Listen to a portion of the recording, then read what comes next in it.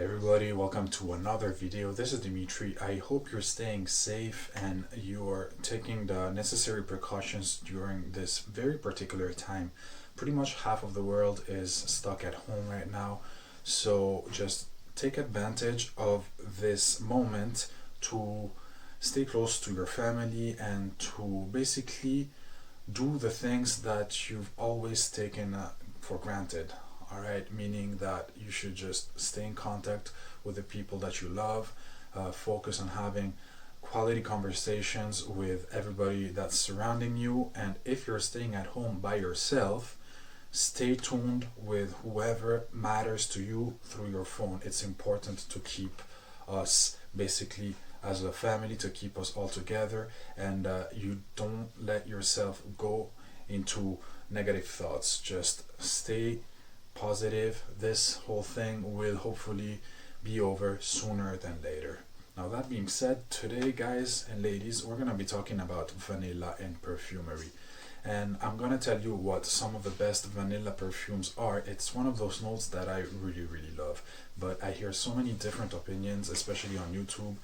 There's a lot of people claim that a certain vanilla based perfume is the best in the world, and obviously I have my own thoughts about this because I find myself disagreeing with most of the things that I hear around. I'm gonna be a little bit more specific.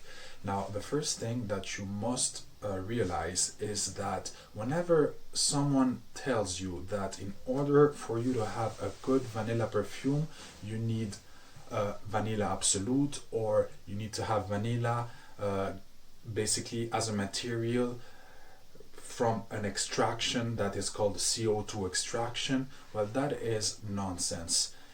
I want you to try something. I want you to try to buy a vanilla bean and a little bag of vanillin, which vanillin, by the way, is the most commonly used vanilla material in perfumery, and there is a reason for that. Now, you put those two aside. You smell the vanilla bean first and then the vanillin after, and you tell me which one smells better. Of course, it's going to be the vanillin, which has been made by chemists in order to replicate all the good facets of a vanilla bean and enhance all those delicious sugary notes that the vanilla is lacking. Now, the vanilla bean, when taken to its natural state, is one of those very earthy, boozy, and off-putting scents. It's not that good. And I wish that perfumers in general would learn that vanillin smells a lot better than vanilla bean. Now, if there is one perfumer that understood this concept, it's Alexandra Kaczynski, who came up with an amazing synthetic-based perfume called Absolute Aphrodisiac, and this is from the house of Initio.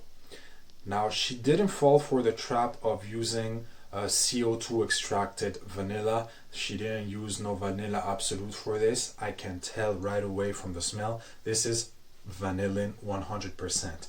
It has notes of amber, castoreum, musk, leather, and vanilla. And that's about it. And also some white flowers. So not a lot of notes, at least the ones that they talk about, but a result that is resplendent. This perfume glows and catches everybody's attention in a way that many perfumes that use absolutes from vanilla can't achieve, namely Tihota by the house of Indult, Vanille West Indies by the house of Saint-Barth, Lune Féline by the house Atelier des Ors. Those are all perfumes that use vanilla absolute, and they honestly do not smell good. They just don't. But I'm gonna get a little deeper in that later on. Right now, I'm gonna focus on this perfume, which is a great perfume that works on a man and on a woman. And when you hear about YouTubers claiming that this is a masculine vanilla perfume, well, let me tell you, that is nonsense. There is no such thing as a vanilla perfume for men. They're either feminine or unisex, and this is totally unisex because it has a kick of musk and castoreum that helps it becoming really how can I say, potent and sort of boozy and in your face without being too aggressive, without being overly sweet. So the opening of this magnificent perfume is basically vanilla, musk, and castoreum, but a synthetic castoreum and synthetic musk, of course.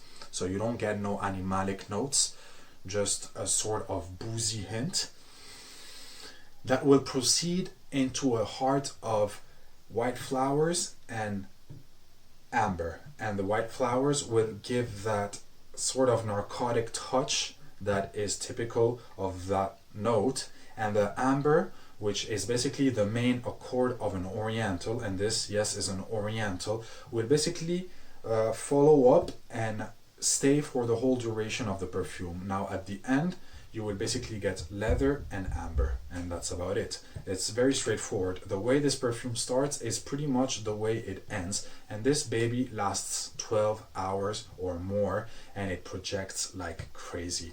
This is one of those perfumes that my girlfriend steals. This smells amazing on a woman, and even different on a woman. The way I smell this on my girl is like a straight up delicious, I wanna eat you type of vanilla. So no, you don't need no vanilla absolute to smell good.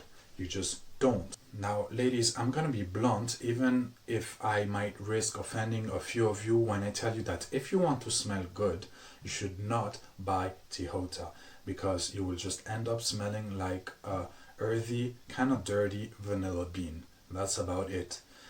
You should actually go for something a bit easier, a bit more wearable, and a lot cheaper. I'm talking about a perfume that is similar up top, but actually much better during the dry down. This is Vanilla Lace by the House of Victoria's Secrets. You can get this bad boy for 15 euros, and this is a 250 ml bottle. So that's like maybe 30 to 40 times less than Tihota. That being said, this stuff is so legendary that I still remember, I have this memory of my mother and my grandmother that used to travel to the United States, and when they came back, they would actually open up their luggages and we would find like 5 or 6 bottles of this, because back then there was no e-shops that would allow us to order perfumes online. There was no Victoria's Secret shops in Europe. So if you wanted a scent from Victoria's Secrets, you had to go to the United States. And they loved this stuff so much, for a good reason, that they actually loaded up every time and came back with a huge load of it. Everybody in my family owns a bottle of Vanilla Lace, because this is something that you can just spray all over the room. You can spray on your bed, you can spray on yourself if you're a woman, and it will just smell intoxicating and fantastic. They smell like coziness. It smells like love, like cookies, like baking, like all the good stuff that vanilla is supposed to be. It does not smell earthy and boozy and dirty like Tihota. Okay, so it's a no-brainer. I would highly suggest you go with a perfume such as this one. Now, if you're a man and you're into vanilla, but you are on a budget and you want something similar to Vanilla Lace, but less feminine, just go for Eau d'Émission Cologne by the House of Le Couvent des Minimes. Now, this can also be found for 15-20 euros on eBay, and it's straight up vanilla and musk. And honestly, it smells good. It smells damn good. It costs nothing, and this will last you a lifetime. So there's no need for no vanilla absolute to smell good. There's no need for CO2 extraction and all those extravagant ways of having a proper vanilla perfume. No need for that. Just rely on vanillin, and when people tell you that it uses a synthetic vanilla in a perfume, a certain perfume uses a synthetic vanilla, then just don't be afraid. It means it smells good. Now, to me, honestly, there's one perfume that I'm planning on buying that uses a very high quality vanilla, but in such low doses that it's not off-putting. I'm talking about Vanille by the House of Mona di Orio. I think I have a little sample.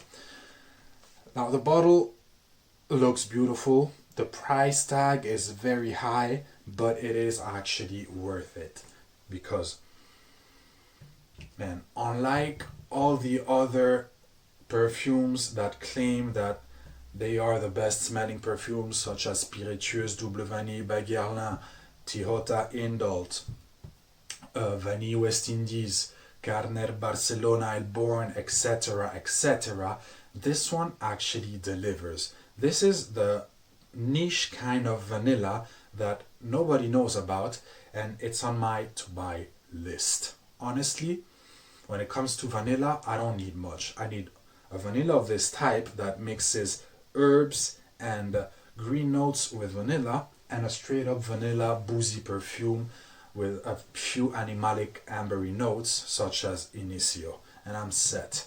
These are the two vanillas I need.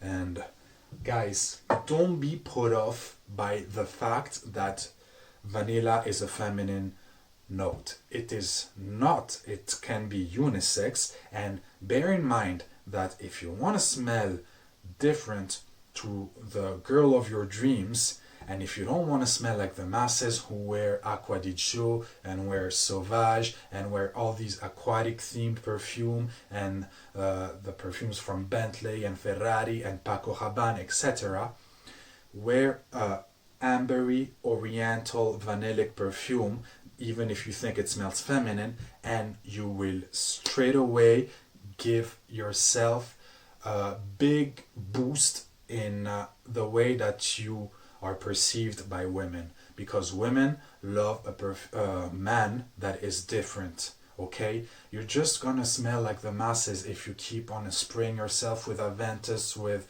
Paco Rabanne, with whatever other brand that you're spraying yourself right now. Go ahead and try oriental vanillic perfumes, and you will be amazed at the result. That being said, Initio is one of those perfumes that will give you that effect, because every single girl that has smelled me, my girlfriend, my sister, my aunts, etc., thought I smelled delicious. And this is one of those perfumes that is amazing for dates, for clubbing because it's powerful, and for any occasion that you want to be basically step out of the masses and out of the normal boundaries of what a normal masculine perfume should be.